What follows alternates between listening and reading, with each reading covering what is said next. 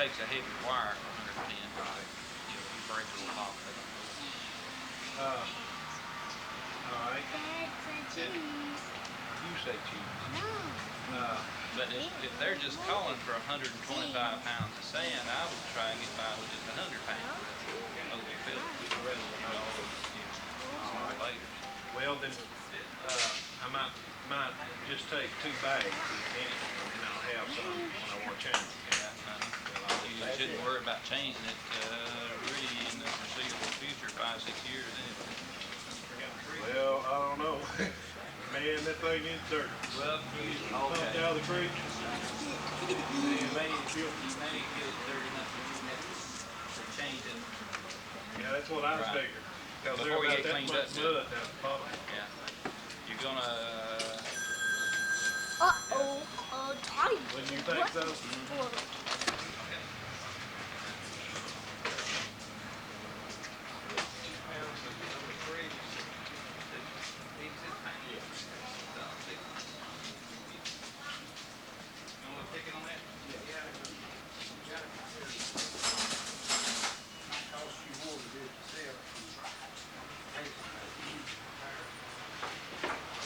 I appreciate it. I'll see you.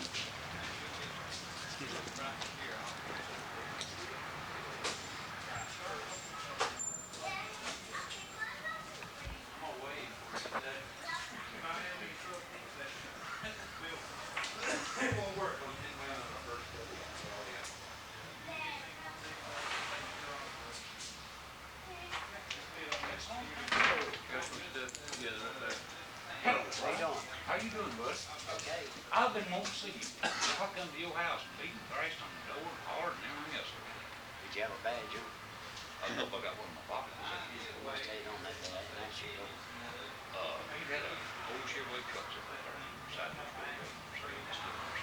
Set it down. That's what I want to talk about. Who'd you break it?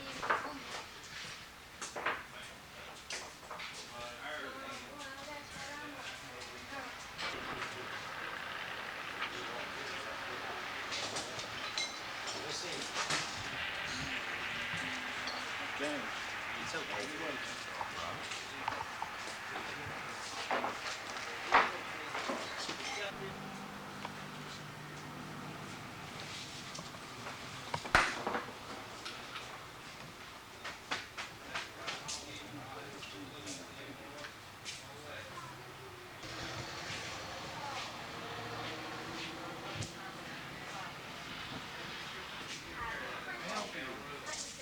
I'm looking for some cloud points for a double push. In the hole.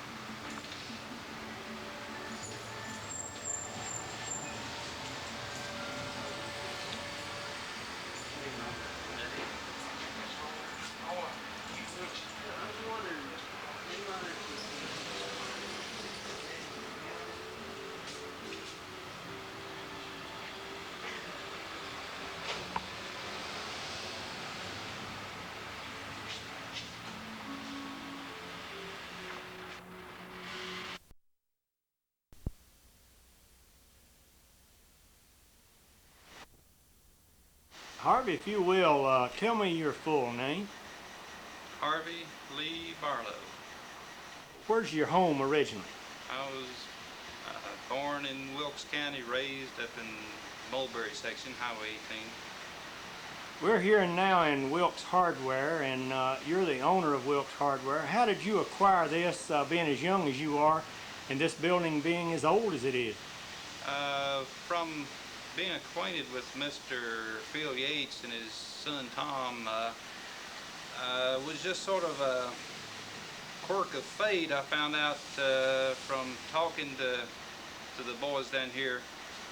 When I used to work with Sherrill Fall Construction Company, we bought a lot of odds and ends and hardware down here at the hardware store, and I used to come by and talk to Tommy and Phil once in a while.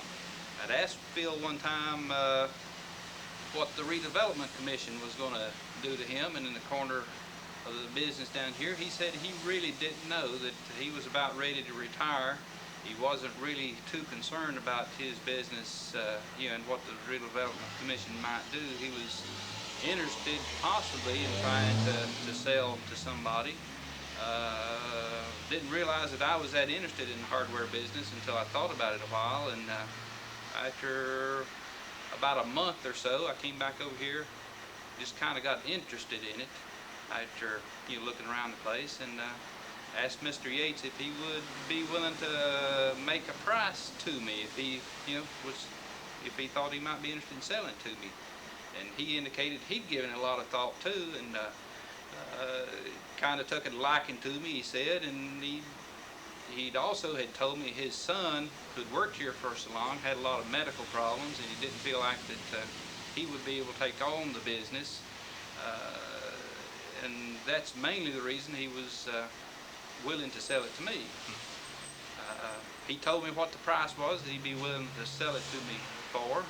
I had a friend or an acquaintance in the banking industry or bank out at Northwestern Bank, Mr. Cy Brame, you probably know him. Oh, yeah. Just went out, sat down and talked with him one day, told him how much Mr. Yates wanted for the business, how much money I needed to finance it, and he told me that just get back with him with the money situation, and he would give me the amount of money that I felt like I needed to go in business here. So we took about a 30-day period of time, Mr. Yates and I, to make a changeover.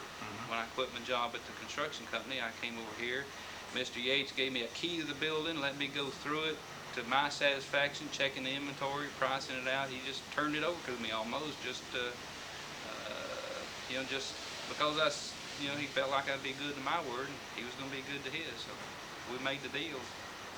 Well, I'll tell you one thing, from coming into this building and seeing all of this hardware inventory, how in the world did you do a quick inventory, or did you? It would take a month, wouldn't it? It really didn't take a month. I probably worked on it about a week, and mainly just going shelf to shelf, looking under counters. From the experience I had in construction business, buying materials, I just had a rough idea of what the inventory was worth, and just. Well, this is also a very unique type of hardware store. From all reports I get, if you need it, you come here because it'll guarantee just about to have it. Is that right? We like that reputation. We do get a lot of people come here when they've been everywhere else. We try to encourage them to come here first as much as possible, instead of waiting to last. Well, now, how long has this been a hardware store with Mr. Yates running it? Do you know roughly? He had bought it out. He and Mr. Les Bashirs had gone in together and bought it out in the very early 1940s, somewhere around 1940, 41, 42. He had actually let someone else run his interest in it for several years before he came down and started working it himself. But Mr. John Benoit, I think, actually ran the place. Well, now, this building had been built originally for a chicken processing plant, hadn't it? It was E.E. Eller's poultry processing place from probably back before the turn of the century.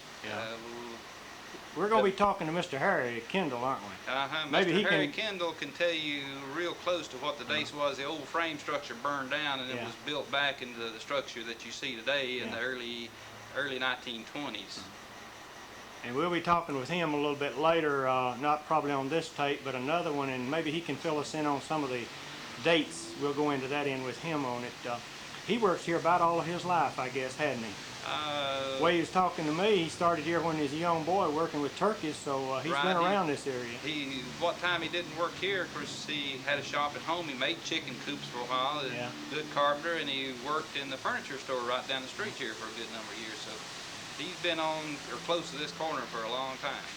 Well, now, we're not going to do an inventory today because it'll take us a week or 2 weeks or 3 weeks to do an inventory even with this. But if you would, I'd like for you to show me some of the old-timey, what do you call them, tools or things that people worked with that you bought and accumulated and hung from the rafters of this building. Okay, there's a lot of old tools here that I have bought, a lot of old tools I found digging around under some of the counters.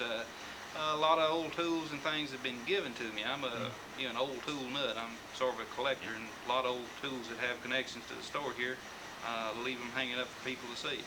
Well, you must undoubtedly be somebody pretty unique because Mr. Yates wouldn't have turned this place over to just anybody.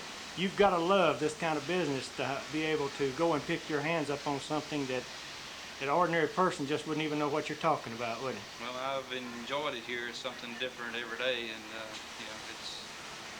we're happy here. All right. I'm going to switch now, and we're going to start looking at some tools, okay? Okay. Okay, Harvey, if you will, tell me something about this tool hanging right here. Okay, the long skinny tool is a debarking spud. It's got a lot of history in Wilkes County from back in the tanning bark business. This tool was used to strip the bark off of trees, whether it was a chestnut tree, in the case of tanning bark, or any other tree that you wanted to debark. That's why I like to have one hanging here, because I feel like it does have a lot of history in Wilkes County. All right, and now the next tool. Okay, this funny looking hatchet, as you called it a minute ago, is an ice axe. It was used to chop and separate sections of ice that had been sawed out of river or made down at the ice plant downtown. Okay, and now the jug.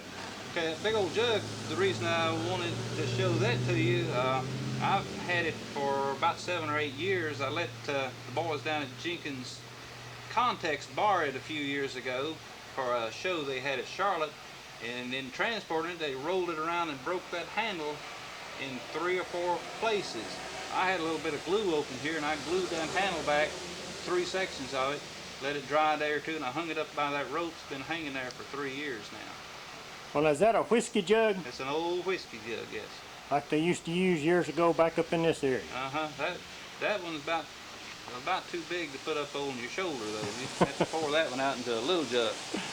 Okay, we're going to move. Now, wait just a minute. I'm going to go up to this big beam.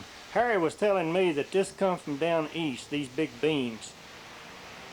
Do you know much about that, or should we wait till let Harry talk to really, other than what I've heard him tell. Yeah, he said that there was no machines up in this country could plane or dress one of these big beams, and I believe he said longleaf pines come from down east. That's what I heard is brought in on the railroad. Yeah. Well, we'll let him tell us about that later on, okay? Okay. Okay, Harvey, if you will, tell me about this tool we see hanging here beside the clock. Okay, this on the right-hand side of the clock is a wooden tool that kind of looks like an old shoe. But if you look in the middle of it, there's some black-looking rags. There's a little string hanging out the end, and there's a spool on the other end. This is a real old chalk box. My sister found that at a flea market somewhere, and she gave that to me for a birthday present. This tool, from the research I can find on this tool, it was used mostly for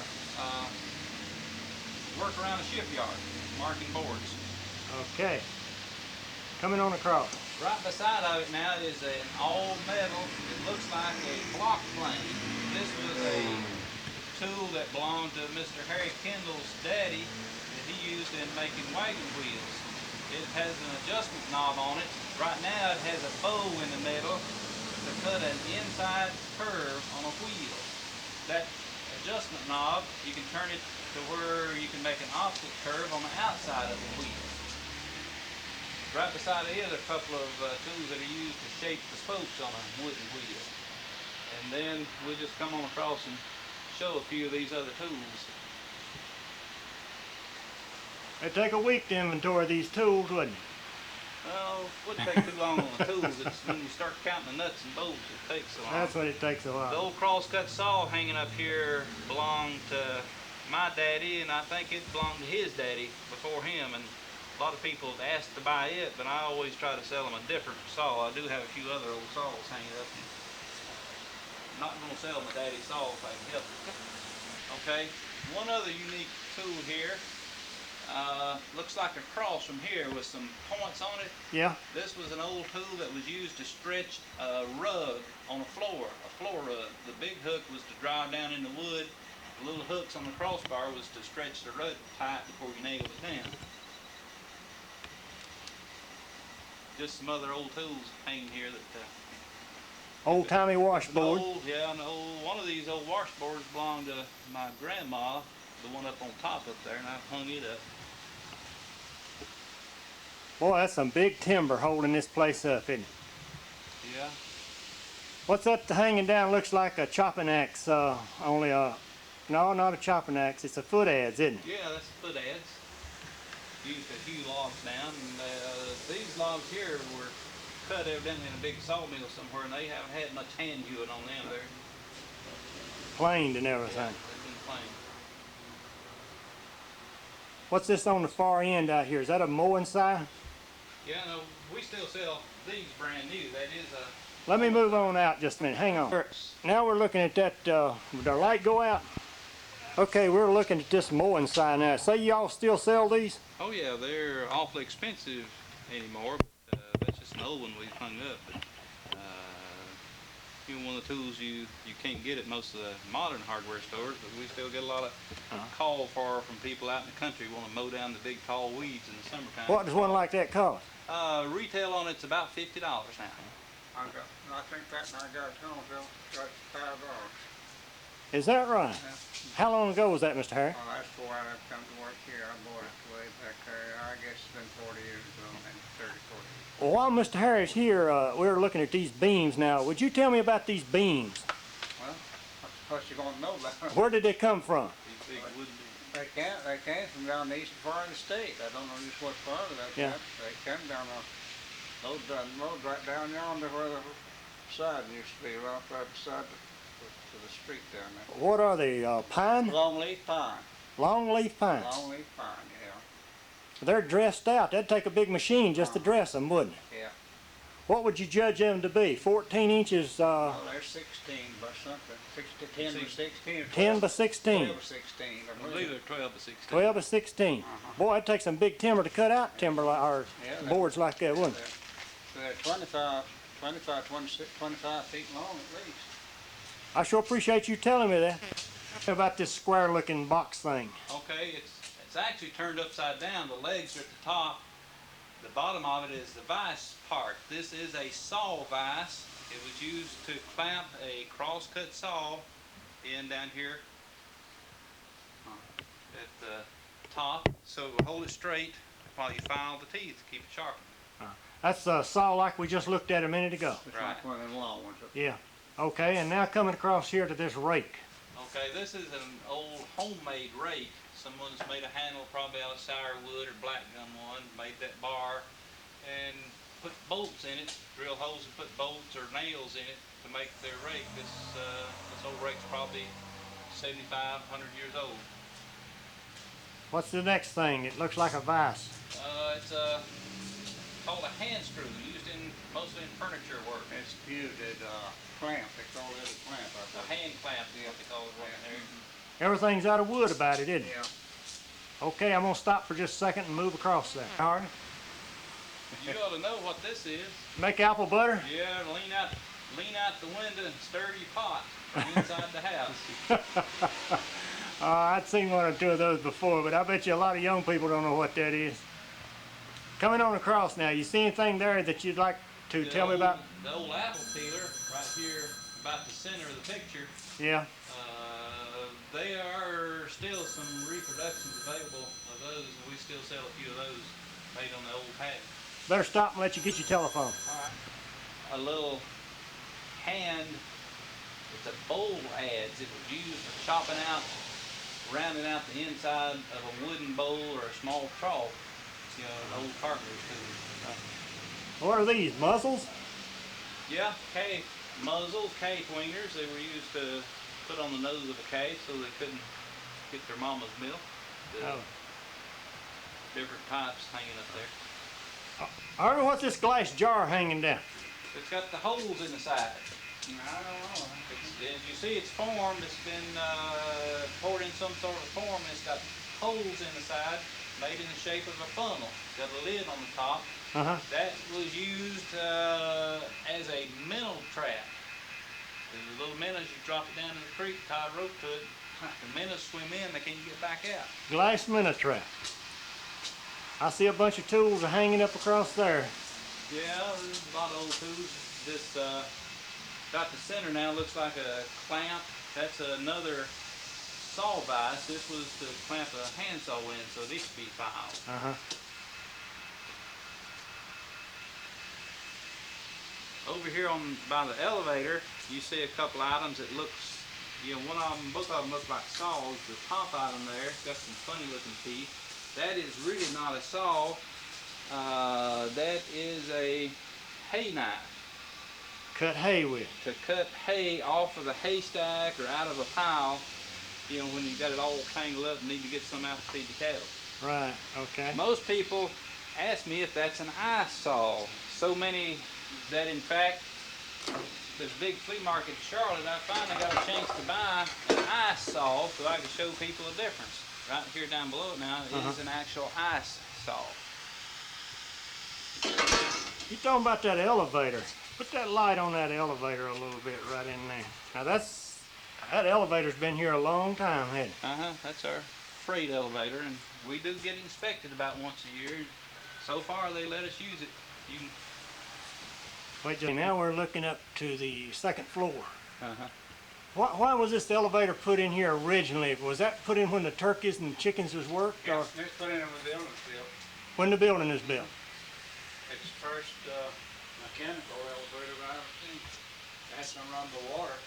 And but that's the first mechanical.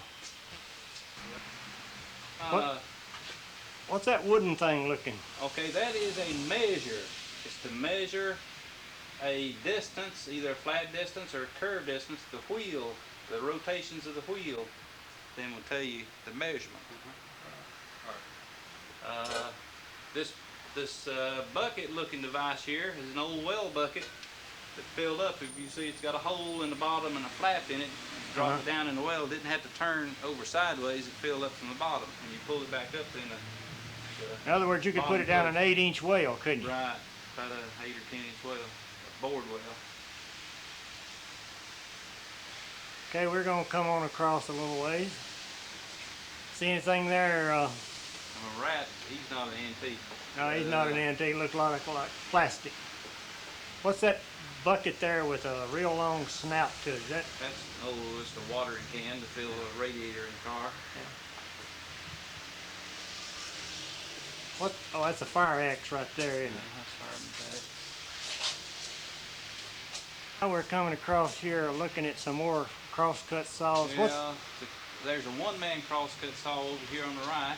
There's some a big two-man crosscut saw up at the top. Here's a brand new one-man crosscut saw. Yeah, Right in the middle. I can see the shine on it. These long tuber-looking devices here. You familiar with those? Oh yeah, tobacco setters Tobacco or setters. tomato plant setters or whatever, but they're a setter that carries water and you can drop your plant down. And as you pull the lever, it'll water it and open the jaws and everything, won't it? I don't think it does anything but pulling the lever opens up the hole, and then you can drop the Or you push another button to give it water. right Okay, or fertilizer or whatever. You drop the plant down the little chute on the side. yeah, okay. And coming on across. Old copper funnel. This wooden tool here looks like a crutch. That's a sling, an Uh-huh. old grass sling. Never been used. What's that thing that got 4 fingers on it up there, metal? It's an ice chisel. Chiseling a big block of ice by hand. Back years ago, people used to get a lot of ice off of the ponds, didn't Yeah, or you can get. they? River or something like that. Uh-huh. Hang on a minute. We're looking what now? The broadaxe? Yeah, an old broadaxe. This was a right-handed broadaxe. The only difference between that and a left-handed, you took the handle out and put it in on the other side. And you can use it on the other side of the log. What's that, old mowing saw there? Hand saw? Yeah, a little hand reef hook. Coming across now, we're looking at another big cross-cut, and right under it, we're looking at what kind of planter is that? I believe it's an old corn planter. Boy, wooden wheel? Come from an old estate auction. Yeah, the wooden wheel ages it back way into the last 18, century, yeah. 1800, something like that. Boy, that's old.